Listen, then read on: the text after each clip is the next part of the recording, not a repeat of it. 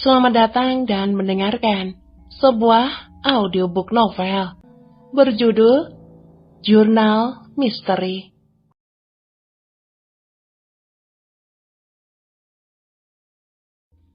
Jurnal Misteri, episode ke-25, Kekasih Impian. Ragatha menoleh dan tersenyum hangat menatap kedatangan Murni.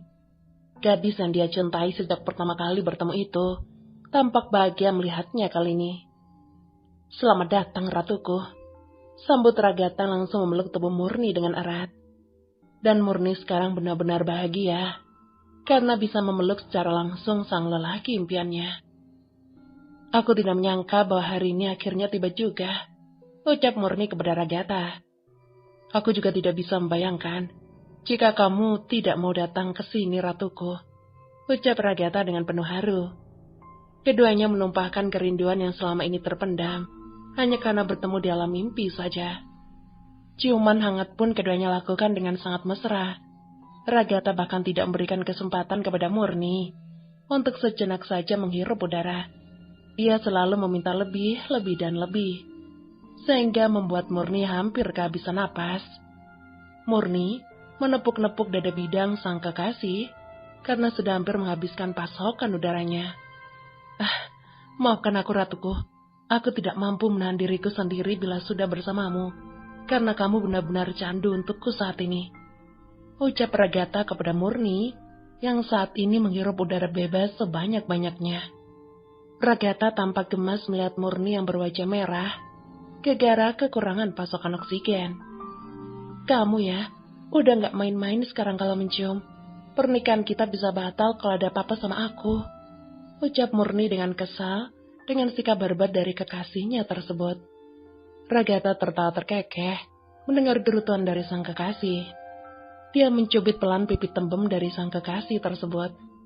Dia melihat sang kekasih dengan penuh sayang. Dia benar-benar mencintai manusianya itu. Dia sudah sangat tidak sabar untuk menjadikan manusianya itu ratu dalam istananya yang megah. "Ayo masuk, semuanya sudah menunggu kedatangan sang ratu mereka," ujar Ragatha mengeluarkan tangannya kepada Murni. Murni pun menyambut uluran tangan pangeran Ragatha tersebut. Dia memegangi mantap tangan sang pangeran, dan keduanya berjalan memasuki gerbang istana, yang mana itu ternyata menembus sebuah pohon besar nan tua yang ada di tengah hutan selatan. Murni seketika terkesiap saat tubuhnya menembus pohon tersebut. Dia memegang erat lengan Ragatha yang tampak tersenyum di sampingnya, melihat Murni yang takut akan apa yang baru saja dilewatinya. "Selamat datang, Raja dan Ratu." Ucapan selamat datang itu membuat Murni terpana dan tidak menyangka bahwa dia akan menjadi ratu di sebuah istana yang megah milik orang tua Ragatha tersebut. "Ayo masuk, ayah dan ibu sudah tidak sabar menunggu kedatangan calon menantunya," ucap Ragatha dengan bangganya. Murni mengangguk dan mengekori kemanapun langkah Ragatha. Dia begitu terpesona kali ini, melihat dengan kondisi sadar keadaan kerajaan yang bisa dikatakan goib tersebut. Namun, dia tidak mau meninggalkan tempat tersebut, karena dia merasa nyaman berada di antara mereka. Ragatha dan keluarganya sangat membuat dia nyaman, mencintai dia tanpa melihat siapa dan bagaimana keadaannya. Itulah yang membuat Murni mau dipersunting oleh Ragatha. Meskipun nalarnya berkata bahwa dia dan Ragatha berbeda, tetapi Murni tetap nekat melakukannya. "Selamat datang, putriku," sambut sang ratu ibunda dari Ragatha. Di sampingnya ada seorang lelaki yang sudah parubaya. Dia adalah ayah dari Ragatha. Dan asal kalian tahu, jika ayah dari Ragatha ternyata seorang manusia pula.